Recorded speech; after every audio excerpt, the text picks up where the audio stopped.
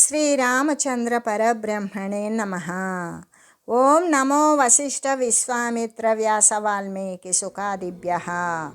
ఓం శుక్లాం భరధరం విష్ణుం శశివర్ణం చతుర్భుజం ప్రసన్నవదనం ధ్యాయేత్ సర్వవిఘ్నోపశాంతయే. ఓం నమో బ్రహ్మాదిభ్యో బ్రహ్మ విద్యా సంప్రదాయ కర్తృభ్యో వంశ ఋషిభ్యో మహద్భ్యో నమో గురుభ్యః. ఓం శ్రీరామో రామభద్రశ్చ రామచంద్రశ్చ శాశ్వతః రాజీవలోచన శ్రీమాన్ రాజేంద్రో రఘుపుంగవః. శ్రీ యోగవాసిష్టము నిర్వాణ ప్రకరణము పూర్వార్ధము.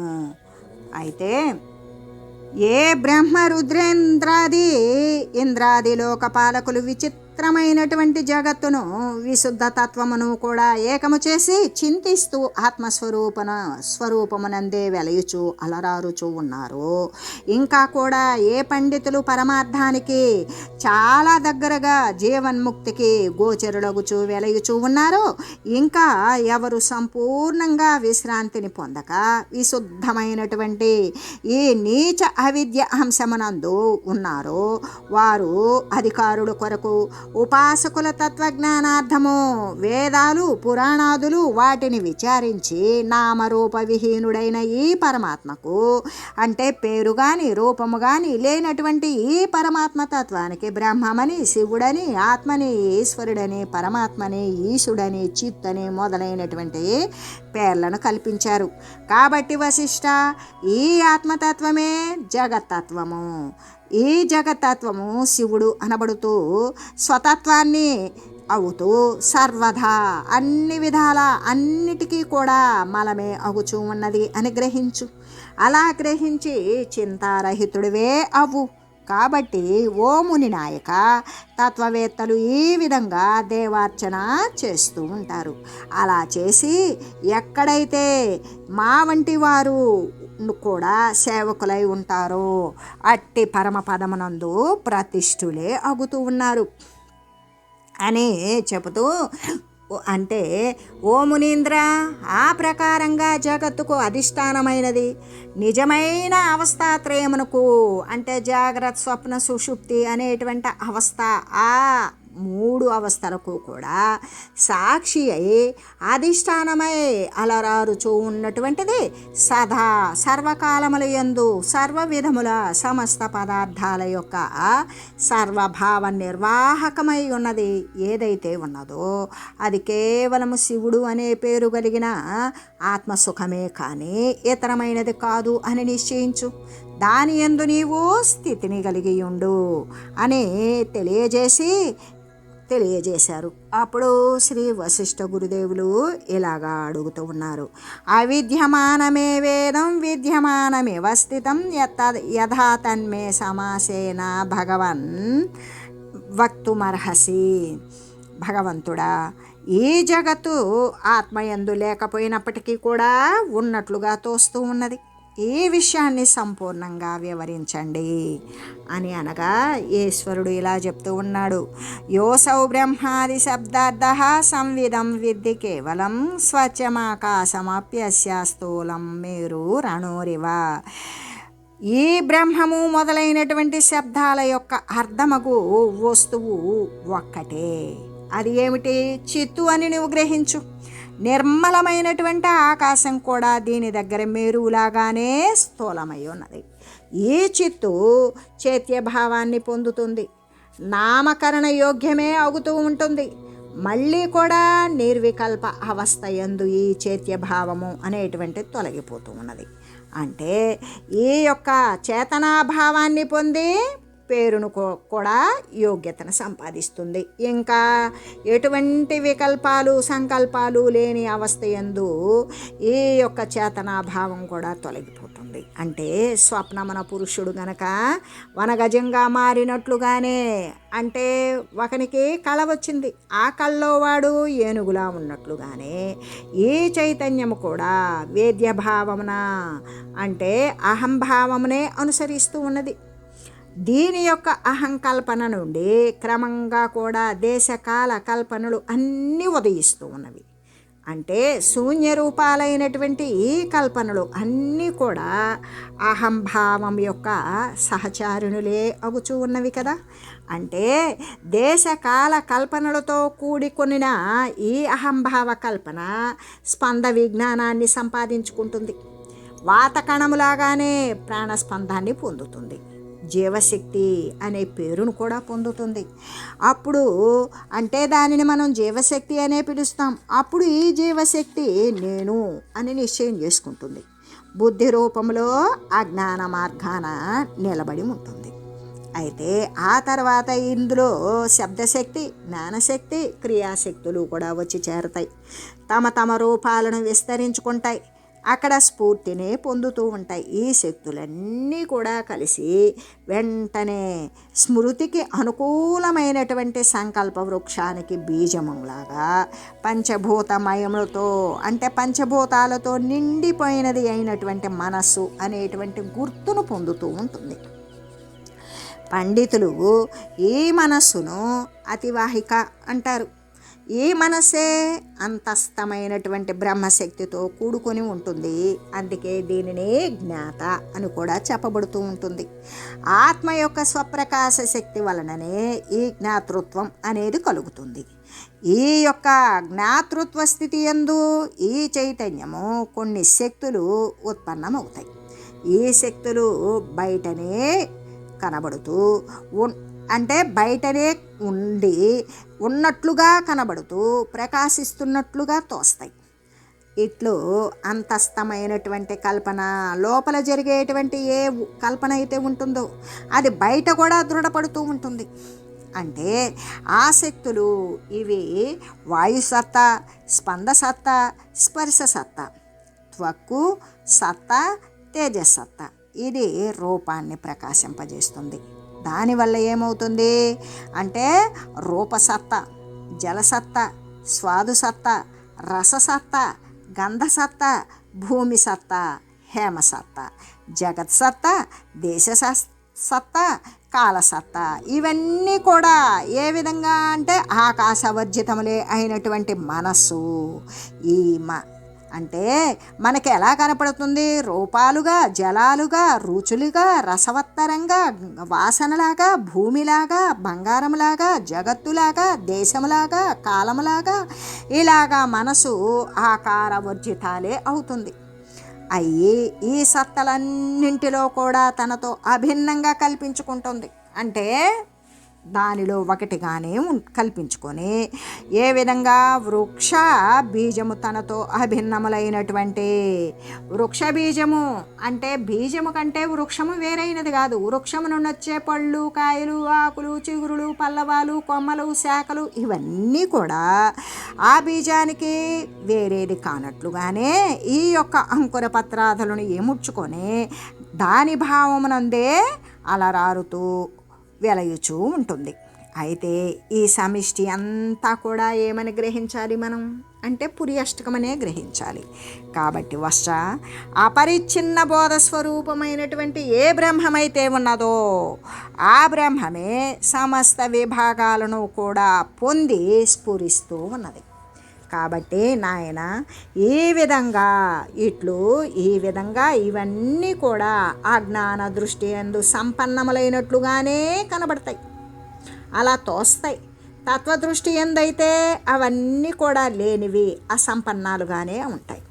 ఇవి జ్ఞాన రూపాలు కాబట్టి లేక జ్ఞేయ రూపాలు కానే కావు.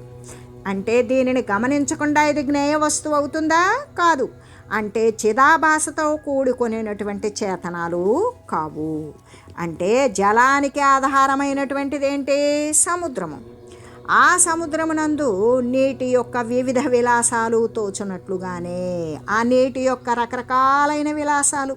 ఆ నీరు ఎలా కనపడుతుంది మనకి అంటే నురగలుగా, అలలుగా, కెరటాలుగా, బుద్బుదాలు బుడగలుగా, మరి సుడిగుండాలుగా, ఆవర్తనాలుగా ఇలా అనేక రకాలుగా తోచేటువంటిది ఏంటి? నీరే. అయినట్లుగానే ఈ పురియష్టకం కూడా అంటే ఈ లింగ శరీరము లేదా అతివాహికము అనేటువంటిది పరబ్రహ్మమున సత్స్వరూపముతోనే స్ఫురిస్తూ ఉంటుంది. అంటే ఈ దృశ్య ప్రపంచమును ఆత్మ చైతన్య దృష్టితో గనక పరికించినట్లయితే సంవిదాత్మ స్వరూపమును దాని నుండి వేరుగా భావించినట్లయితే ఇది చేతనము లేనటువంటి అచేతనంగానే అవుతూ ఉన్నది. ఏ విధంగా అంటే పరిజ్ఞాతమయ్యేది సంకల్ప నగరంలాగానే అబద్ధమే అవుతూ ఉన్నది. ఈ దృశ్యము గనక గ్రహింపబడిందనుకో ఇక శివభావాన్నే పొందుతుంది. గ్రహింపబడకపోతే ఏమీ కాదు. అజ్ఞాతమయం అనేటువంటిది మరి అక్కడ కనబడనటువంటిది వస్తువు ఎలా కాగలుగుతుంది? కాలేదు కదా. చిన్మాత్ర స్వభావమైనటువంటి ఆత్మ వస్తువు తన అంతట తానే తన యందు దృశ్యభావం నందు అనుకున్నప్పటికీ కూడా పరమ సూక్ష్మమును అణుప్రమాణమును అయిన ఈ ఆత్మ యొక్క తన్మాత్ర సత్తా మొదట కల్పింపబడిన సూక్ష్మ శరీరమునే స్థూలభావమును చూస్తూ ఉన్నది అని చెప్పవలసి ఉంటుంది. ఎలాగంటే సంకల్ప కల్పితాలు అయినటువంటి అవన్నీ కూడా అబద్ధాలే కదా. అందువలన బ్రహ్మమే తన యందు స్థూలభావాన్ని పొందినట్లయితే జగత్తును దర్శిస్తుంది. తన్మాత్ర రూపాలు ఏంటవి? శబ్దస్పర్శ రూపరస గంధాదులు. ఇవి ఈ రూపాలైనటువంటి ఇవి అక్కడ నుండి దేనికి విషయాదులు? చక్షురాది అంటే శ్రోత్రము అంటే చెవి, త్వక్కు చర్మము, చక్షువు కన్ను, మరి జిహ్వ నాలుక, నాసిక అనేటువంటివి. ఈ ఘ్రాణము అంటే నాసిక. వీటి యొక్క అంటే ఈ చక్షురాది ఇంద్రియాలు వాటి యొక్క కల్పిత విషయాలుగానే చూస్తూ ఉన్నాయి. తర్వాత తనను పురుషునిగా కల్పించుకొనే కాకతాళీయంగా అనుకోకుండా అకస్మాత్తుగా పురుష రూపాన్ని కల్పించుకొని పురుష రూపాన్ని పొందుతుంది. అది పురుషునిగా కల్పించుకున్నది కదా. అప్పుడు పురుష రూపాన్ని ధరించి సంతుష్టుడును పుష్టుడును అవుతూ ఉంటుంది. క్రమంగా గంధర్వ నగరం లాగానే. అంటే గంధర్వ నగరము అంటే కంటికి గోచరమయ్యేటువంటిది కాదు. అలాగే స్వప్న దృష్టయగు మనుష్యునిలాగానే అంటే మనకి కలలో కనపడినటువంటి మనిషిలాగానే అలీకమైన జీవభావము అంటే అబద్ధమైనటువంటి జీవభావము పొందిన ఈ స్థూల దేహాన్ని చూడు అని చెప్పగా అప్పుడు శ్రీ వశిష్ఠ గురుదేవులు ఇలా చెప్తూ ఉన్నారు. గంధర్వ నగరాకారమపి స్వప్న నరూపమం జగదుఃఖాయ దుఃఖస్య కాత్రయుక్తి పరీక్షయే. ఏమని అడుగుతున్నాడు? ఈ జగత్తంతా కూడా గంధర్వ నగరం లాగానే స్వప్నద్రష్టుడగు మనుష్యునిలాగానే అలీకమై ఉన్నప్పటికీ కూడా దుఃఖాన్నే కలిగిస్తుంది కదా. మీరేమని చెప్తున్నారు? గంధర్వ నగరము అంటే కంటికి గోచరించనిది, ఊహించుకున్నది, కల్పన మాత్రమే అయినది అని చెప్తున్నారు. స్వప్నద్రష్టుడు అంటే స్వప్న దృష్టుడు అయినటువంటి మనుషుల్లాగానే ఇప్పుడు స్వప్నంలో అనుభవించినటువంటి స్వప్నంలో కనబడినటువంటి మనుషులాగానే ఇదంతా అబద్ధమే అయ్యున్నప్పటికీ కూడా ఇది దుఃఖాన్నే కలిగిస్తుంది కదా. ఇది లేనిదే అని చెప్తూ ఉన్నారు. లేనిది అబద్ధమైనది దుఃఖాన్ని ఎందుకు కలిగిస్తుంది? ఈ దుఃఖము అనేటువంటిది నశించడానికి ఏ ఉపాయం ఉన్నది అని అడగగా ఏమని అడిగాడు? ఓ దేవా, ఈ జగత్తు గంధర్వ నగరం వంటిదే అయింది, స్వప్నాన్ని పోలి ఉన్నది అని చెప్పారు. స్వప్నంలో కనబడిన మనుషుల్ని పోలిని ఉన్నది అని చెప్పారు. అయి ఉన్నప్పటికీ కూడా దుఃఖాన్ని కలిగిస్తూనే ఉన్నది కదా. కాబట్టి ఈ దుఃఖము నశించడానికి ఉపాయం ఏమన్నా ఉన్నదా? దానిని తెలియజేయండి అని అడగగా అప్పుడు ఈశ్వరుడు ఇలా చెప్తూ ఉన్నాడు. వాసనావశతో దుఃఖం విద్యమానే చ సా భవేత్ అవిద్యమానంచ జగన్ మృగతృష్ణాంభూ భంగవత్. ఎలాగంటే ఏమని చెప్తూ ఉన్నాడు? ప్రియుడవగు ఓ మునీశ్వర, దుఃఖము వాసన వల్లనే కలుగుతుంది. దుఃఖం దేని వల్ల కలుగుతుంది? ఏది కోరతామో దాని వల్ల కలుగుతుంది. వాసన అంటే ఏంటి? ఉన్న వస్తువునందే కలుగుతుంది, కానీ లేకపోతే లేని దాని ఎందుకు కాదు కదా. కాబట్టి ఈ జగత్తు మృగతృష్ణ జలతరంగంలాగానే ఉన్నది, అంటే లేనిదే అయి ఉన్నది. లేకపోయినా కనబడడం దీని యొక్క స్వాభావికం. మృగతృష్ణ జలతరంగము ఎండమావుల్లో నీటి తరంగాలు కనబడతాయి, కానీ నీళ్లుంటాయా? ఉండవు. అలాగననే ఈ జగత్తు కూడా మరి లేకనే ఉన్నట్లుగా కనబడుతూ ఉన్నది అని చెబుతూ అతః కిం వాస్యతే కేన కస్యవా వాసనా కుతః కథం స్వప్న నరేణాంగ మృగతృష్ణాంభుపీయతే. వాసన అంటే ఏ విధంగా అంటే ఓ మునీంద్ర, కాబట్టి ఇంకా ఎవనికి దేని చేత ఎక్కడ వాసన అనేటువంటిది పుడుతుంది అంటే, ఇప్పుడు మృగతృష్ణలో ఎండమావుల్లో నీళ్ళు లేవు, దాహం తీరుతుందా? తీరదు. జగత్తు అనేటువంటిది లేనిది. మరి అటువంటి దాని చేత ఇంకా లేని దాని చేత ఇంకా ఎవరికి దేని చేత అక్కడ ఎటువంటి కోరిక పుడుతుంది అంటే, స్వప్నంలో చూసినటువంటి మనుషుని చేత మృగతృష్ణ జలమెట్లు త్రాగబడగలదు? అసలు అక్కడ స్వప్నంలో కనపడిన మనిషే లేడు. వాడు ఎక్కడ దాహం తీర్చుకున్నాడు? మృగతృష్ణ జలాన్ని దాహం తీర్చుకున్నాడు. అక్కడ మృగతృష్ణలో ఎండమావుల్లో నీళ్లు లేవు, స్వప్నంలో కనపడిన మనిషి లేడు. అక్కడ మరి దాహం అనేది ఎలా తాగలుగుతాడు అంటే, జగత్తు లేదు అనేటువంటి దృఢమైన నిశ్చయము చేత ఆశ్రయించినటువంటి విషయాదులు నశించిపోతాయి. అలా ఆశ్రయించినటువంటి విషయరాహిత్యం వలన వాసన అనేటువంటిది అసలు ఉదయించదు కదా అని చెబుతూ, అంటే అసలు వీటన్నింటికీ కూడా వాసనయే దుఃఖ కారణం. జగత్తు ఉంటే వాసన కూడా ఉంటుంది. జగత్తు యొక్క ఉనికి పోయిందా, ఎండమావిలాగానే సంపూర్ణంగా అబద్ధమే అని తోస్తుంది. అలా తోచిందనుకో, ఎవరెవరు దేనిని కోరతారు లేని దాని యందు? అంటే వాసన ఎక్కడ నుండి వస్తుంది? కాబట్టి పుత్ర, అంటే కలలో కనపడినటువంటి మనిషి ఎండమావిలోని నీటిని తాగలుగుతాడా? అక్కడ నీరు లేదు, ఇక్కడ మనిషి లేడు. ఆ విధమైనదే ఈ జగత్తు అని చెబుతూ, అంతేకాదు సద్రష్టరితు సాహంతే సమనో మననాదికే అవిద్యమానే జగతి యత్ సత్తత్ పరిదృశ్యతే. ద్రష్ట మనసు యొక్క ధర్మం. ఈ యొక్క అంటే ద్రష్ట మనసు మనన ధర్మం. ఈ అహంభావ సమన్వితమైనటువంటి జగత్తంతా నశించిపోయిందనుకో, ఇంకప్పుడు సన్మాత్ర వస్తువైనటువంటి బ్రహ్మము ఒకటే కదా పరిదృష్టమవుతూ ఉంటుంది అని చెబుతూ, ఎలాగంటే ద్రష్ట అంటే జీవుడు, అహంకారము మనసు యొక్క సంకల్ప వికల్పాదులే మననాదులు. వీటితో కూడినటువంటి ఈ దృశ్య జగత్తు లేనిదే అయ్యింది కదా. మరి దృశ్య జగత్తు లేనిదే కాగా ఇక చూచేటువంటి వాడు దృక్మాత్రమైన ఏ సత్ ఆత్మ కలిగినదో అది ఏ కనిపిస్తూ ఉంటుంది, మిగిలి ఉంటుంది అనే చెబుతూ, ఎందైతే వాసనలు లేవో, కోరుకోబడేటువంటిది లేదో, కోరేవాడు కూడా లేడు, అదంతా కూడా కేవలీ భావమే అనబడేటువంటి కైవల్యమే. అక్కడ సంకల్ప భ్రమలు అనేటువంటివి ఎప్పుడో దూరీకరించబడినవి. కాబట్టి ఈ యొక్క జగత్తు సత్యమే అయినప్పటికీ కూడా అగుగాక అసత్యమే అవుగుగాక. ఎందుకంటే యక్షులను కల్పించినటువంటి యక్షకల్పన నశింప శూన్యమే మిగిలినట్లుగా, అంటే యక్షులను కల్పించేటువంటి కల్పన నశించిపోయింది. అక్కడేముంటుంది?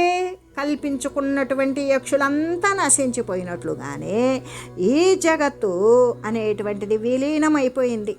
అసలు లేని జగత్తు లేకుండానే పోయింది. ఇంకప్పుడు ఈ జగత్తంతా లేకుండా పోయినప్పుడు ఇక కైవల్యము కాకుండా వేరొక వస్తువు ఏదైనా మిగిలి ఉంటుందా? ఉండదు కదా. శూన్య ఏవ హి వేతాల ఇవేతం చిత్తవాసన ఉదితేయం జగన్నాంని తచ్చాంతౌ శాంతి రక్షత. అంటే ఈ శూన్యస్థానమునందు, అంటే ఏమీ లేనటువంటి దాని యందు అబద్ధమైన భేతాల కల్పనలాగానే జగత్తు అనేటువంటి చిత్తము యొక్క వాసన కూడా పుట్టుకొచ్చింది. అంతే. ఇది నశింపడానికి అక్షతమైనటువంటి శాంతి లభిస్తుంది. ఎప్పుడైతే చిత్తము యొక్క వాసన ఉత్పన్నమైందో అది నశించిపోతే నశించినటువంటి శాంతి లభిస్తుంది. అని చెబుతూ, ఎలాగంటే శూన్య ప్రదేశమునందు, ఏమీ లేనటువంటి ఖాళీ ప్రదేశమునందు దెయ్యం పుట్టినట్టుగానే, అంటే ఖాళీనందు బేతాళంలాగానే ఊహించుకునేటువంటిది, బేతాళాన్ని పిశాచాన్ని ఊహించుకుంటాం కదా, అట్లాగే ఈ జగత్తు అనే పేరు కలిగినటువంటి చిత్తవాసన, ఇప్పుడు బేతాళాన్ని కల్పించుకున్నది కూడా వాసనేగా, అలాగనే అది కల్పన అనేది పోయింది, బేతాళము లేదు. అలాగే ఈ జగత్తు అనే పేరు కలిగిన చిత్తవాసన ఈ ప్రకారంగానే అబద్ధంగానే పుట్టుకొచ్చింది. కాబట్టి అటువంటి లేని దాని యొక్క వినాశము, లేనిది ఇంకా నశించేదేముంది, అది లేకుండా ఉండడమే దాని యొక్క వినాశము జరిగినట్లు. కాబట్టి సదా ఏమున్నది, అక్షయమయ అంటే నశింపనిది ఏదైతే ఉన్నదో అదే అయి ఉన్నది. అంటే స్వతసిద్ధమై ఎల్లవేళలా సిద్ధించినటువంటి వస్తువే ఉన్నదని, కాబట్టి దానినే బహుళ సులభము అని అర్థాన్ని స్ఫురింపజేస్తూ, అంతేకాదు అహంతాయాం జగతి చ మృగతృష్ణ జలేచయ శాస్తస్తం ధికృత నరం నోపదేశ్యస్త్వ సావితే. ఏ వ్యక్తి అయితే అహంభావమునందు జగత్తునందు మరీచిక జలముల యందు కూడా సత్యబుద్ధిని ఉంచుతూ ఉన్నాడో, ఏ అహంభావం అయితే ఉన్నదో దాని పట్ల, ఈ కనబడిపోయేటువంటి జగత్తు పట్ల, మరి ఎండమామి యొక్క నీళ్ల పట్ల ఎవడైతే సత్యభావన ఉంచుతూ ఉన్నాడో అతనికి ధిక్కారము. అతడు ఇటువంటి జ్ఞాన ఉపదేశానికి వాడు అనర్హుడే అనే చెబుతూ, ఎలాగంటే అహంకారమందు కానీ జగత్తునందు కానీ ఎండమాముల యొక్క నీళ్ళ యందు కానీ నిజమైన బుద్ధి కలిగిన వాడికి ధిక్కారమగుగాక. వాడే అబద్ధ స్వరూపుడు, అబద్ధమైన దానినే నిజమని భావిస్తున్నాడు. కాబట్టి వాడు ఎప్పటికీ కూడా మరి జ్ఞానాన్ని చేపట్టలేడు. అటువంటి మూఢజనుడు జ్ఞానబోధకు ఉపదేశార్హుడు కానీ కాడు అని చెబుతూ, అంతేకాదు తత్వవేత్తలు వివేకవంతులు అయినటువంటి జీవులకే ఉపదేశాన్ని చేస్తారు. ఇంకా రకరకాలైనటువంటి బహు విధాలైనటువంటి భ్రమల్లో పడి అబద్ధమైనటువంటి దేహమునందు అభిమానము పెట్టుకున్నటువంటి వారికి, అబద్ధముతో నిండిపోయిన మూర్ఖునకు కూడా ఆర్యులు ఉపదేశాన్ని ఇవ్వరు. ఇటువంటి వానికి ఉపదేశము ఇచ్చేటువంటి వారు స్వప్నద్రష్టుడగు, అంటే కలలో కనపడినటువంటి పురుషునకు బంగారాన్ని ఏసడించుకున్నట్లుగానే తమకు ఇతరులకు ఈ విధంగా ఇస్తూ ఉన్నారు అని చెబుతూ, అంటే తత్వవేత్తలైనటువంటి వారు నిజతత్వమునందు నిలకడగలిగినటువంటి వివేకవంతులకు జీవులకు మాత్రమే ఉపదేశాలను ఇస్తారు, జ్ఞానబోధన చేస్తారు. రకరకాలైన భ్రమలలో పడి ఉండి మిథ్య అయినటువంటి దేహమునందు అభిమానాన్ని పెంచుకున్నటువంటి అబద్ధముతో నిండిపోయిన మూర్ఖునకు ఆర్యులు అనేటువంటి వారు జ్ఞాన ఉపదేశాన్ని ఇవ్వరు.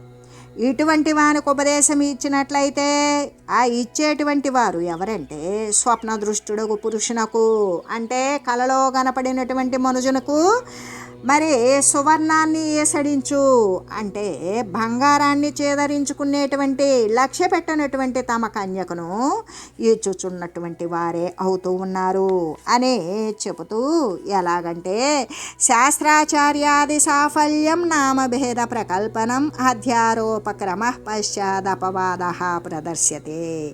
అంటే శాస్త్రము కానీ ఆచార్యుల యొక్క ప్రయోజనం కానీ నామరూపాలు అనబడేటువంటి భేదాల యొక్క కల్పన కానీ అధ్యారోపాలు అపవాదాలను కూడా ప్రదర్శింపబడేటువంటి ఈ యొక్క నిర్వాణ ప్రకరణం పూర్వార్ధమునందు ఈ జగత్తు యొక్క అబద్ధ ప్రతిపాదనము, జగన్మిథ్యాత్వ ప్రతిపాదనాన్ని గురించి తెలియజేసి ఇంకా కూడా ఈ విధంగా చెప్తూ ఉన్నారు. ఏమని అంటే, ఈ విధంగా ఏ పరమేశ్వరుడు బోధించగా శ్రీ వశిష్ఠ గురుదేవులు ఇలా అడుగుతూ ఉన్నారు. తతః సజీవ భగవన్ దృష్టవాన్ దేహ సంభ్రమం ఆదిసర్గే నవసంస్థం కామవస్తాముపైతి. ఓ భగవంతుడా, ఆ తర్వాత ఆ జీవుడు దేహభ్రమను చూస్తూ ఉన్నాడు అని చెప్పి ఉన్నారు కదా. సృష్టి ప్రారంభమునందు ఈ జీవుడు ఆకాశము నుండి ఏ స్థితిని పొందుతూ ఉన్నాడు, ఖాళీ నుండి ఏ స్థితిని పొందుతూ ఉన్నాడు అని అడగగా అప్పుడు ఈశ్వరుడు ఇలా చెప్తూ ఉన్నాడు. పరస్మాత్ పరమే వ్యోమ్ని పూర్వోక్త క్రమతో వపుః జీవ పశ్యతి సంపన్నం సచ స్వప్న నరో యథ. ఏమని చెప్తూ ఉన్నారంటే, ఆ జీవుడు పూర్వోక్త క్రమంగా మనం ముందు చెప్పుకున్నటువంటి క్రమంగానే పరమ ఆకాశమునందే స్వప్న దృష్టుడగు, అంటే కలలో చూసినటువంటి మనుజునిలాగానే పరబ్రహ్మము నుండి ఉత్పన్నమైన శరీరాన్ని చూస్తూ ఉంటాడు. అంటే చిన్మయ బ్రహ్మము ఎక్కడ ఉన్నాడు అంటే సర్వవ్యాపి అయి ఉన్నాడు కదా. దాని వలన ఆ జీవుడు శరీరధారి అయ్యుండి కూడా స్వప్న దృష్ట మనుష్యునిలాగానే, కలలో కనపడిన మనుష్యునిలాగానే కార్యాలను ఆచరిస్తూ ఉంటాడు అని చెబుతూ, ఆ తర్వాత ఆ జీవుడు నేను అవ్యక్త సనాతన పురుషుడును అని తనను తాను నిర్దేశించుకుంటాడు. అలా అనుకోవడం వలన తను పురుషనామమున ప్రసిద్ధుడగుచూ ఉన్నాడు. ఈ విధంగా ఆ ప్రథమ పురుషుడు ఒక కల్పమున సదాశివుడుగాను మరి ఒక కల్పమున విష్ణువుగాను చెప్పబడుచూ ఉన్నాడు. అతని యొక్క నాభికమలము నుండి జన్మించినటువంటి జీవుడే పితామహుడు అని అనబడుతూ ఉన్నాడు. ఇలాగా కొన్ని కల్పాలు తర్వాత ఇతడు పితామహుడుగాను మరికొన్ని కల్పాలకి ఇతరముగా కూడా పేర్కొనబడుతూ ఉంటాడు. ఈ సంకల్పాలతో నిండిపోయినటువంటి పురుషుడు సంకల్పం వలననే రూపాన్ని పొందుతూ ఉన్నాడు. ఈ ప్రథమ సంకల్పము మొట్టమొదట కలిగినటువంటి ఈ యొక్క సంకల్పమే మనోరూపాన్ని దాల్చుతుంది, అంటే హిరణ్య గర్భుని రూపాన్ని దాలుస్తుంది. కల్పన చేసినదంతా కూడా వ్యవహారాస్పదము, అంటే వ్యవహారాన్నే ఆశ్రయిస్తుంది. కానీ ఈ సంకల్పాలతో నిండినటువంటి పదార్థాలు అన్నీ కూడా శూన్యుడైనటువంటి భేతాలునే లాగానే అన్నీ అబద్ధాలే. ఏమీ లేనటువంటి, ఎప్పుడూ లేనటువంటి బేతాలునలాగానే అన్నీ అబద్ధాలే. అవి అజ్ఞానుల దృష్టికి మాత్రమే సత్యాలులాగా తోస్తూ ఉన్నవి. ఇవి ఇలాగా అహంభావమే ఈ జగద్రూపంతో విస్తరిల్లుచూ ఉన్నది. ఈ విధంగా ప్రథమ జీవుడు, మొట్టమొదటి జీవుడు తన సృష్టికి తానే ద్రష్ట అయ్యాడు. తన యొక్క సృష్టిని తానే రచన చేశాడు. మళ్ళీ కూడా తన స్వరూప పరిచయము అయినంతనే నిమిషంలో చిదాకాశంగా మారుచూ ఉన్నాడు. మళ్ళీ కూడా తన యొక్క స్వరూపము అనేటువంటిది మరుపు సంభవించిందా, నిమిషంలో అనంతమైన సంసారంగా కూడా మారగలుగుతున్నాడు. అంటే కల్పనాపటువైనటువంటి ఈయన నిమేషమాత్ర కాలము చేత ప్రతిభాస యొక్క విపర్యాయాన్ని అనుసరించి మహాకల్ప పరంపరలను అనుభవిస్తూ ఉన్నాడు. అంటే ప్రతి పరమాణువున కూడా, ప్రతి ఆకాశమున, ప్రతి క్షణమున సృష్టి, కల్ప, మహాకల్ప, భావ అభావాలు అనేటువంటివి ఉదయిస్తూనే ఉన్నవి. ఈ సృష్టిలు వాసనా సామాన్యాన్ని అనుసరిస్తాయి. అలా అనుసరించి కొందరు జీవులకు సమాన రూపాలుగా కనబడుతూ ఉన్నవి. ఎల్లవేళలా కూడా ఆత్మదృష్టులైనటువంటి వారికి ఇవి అగపడుచూ ఉండడం లేనే లేదు. అంటే ఈ సృష్టి యందు అంతర్గతులగు వారికి మాత్రమే సృష్టి కనపడుతూ ఉన్నది. పరమవ్యోమమైన శివుని యందు ఇవి విచారించి చూసినటువంటి వారికి వాస్తవానికి లేనే లేవు. ఆయన నందు ఇవన్నీ కూడా అంటే ఆకాశ రూపత్వాన్నే, అంటే శూన్యత్వాన్నే పొందుతూ ఉన్నవి. అంటే సదసద్రూపములైన ఈ సృష్టులు ఒకసారి సత్తుగా, ఒకసారి అసత్రూపంలో కనబడే ఈ సృష్టులన్నీ కూడా మరి కలలో కనబడేటువంటి పర్వతము మేల్కొని నశించిపోతుంది కదా. కలలో పెద్ద పర్వతం కనబడుతుంది, అది అంతరించగానే అక్కడ ఏమీ ఉండదు. అలాగే ఆ జ్ఞానము తొలగిపోతే ఇవన్నీ కూడా ఏ సత్తు అసత్తు రూపంలో కనబడేటువంటి ఈ సృష్టులన్నీ కూడా నశించిపోతాయి అని చెబుతూ ఈ సృష్టిలో ఎట్టి దేశకాలముల యందు కూడా ఆక్రమించుకొని లేవు అని తెలియజేస్తూ ఓం మంగళం శ్రీ గురుదేవాయ మహనీయ గుణాత్మనే సర్వలోక శరణ్యాయ సాధురూపాయ మంగళం. ఓం మంగళం కోసలేంద్రాయ రామాయ రామభద్రాయ చక్రవర్తి తనూజాయ సార్వభౌమాయ జానకీ వల్లభాయ శ్రీరామచంద్రాయ మంగళం. ఓం తత్సత్.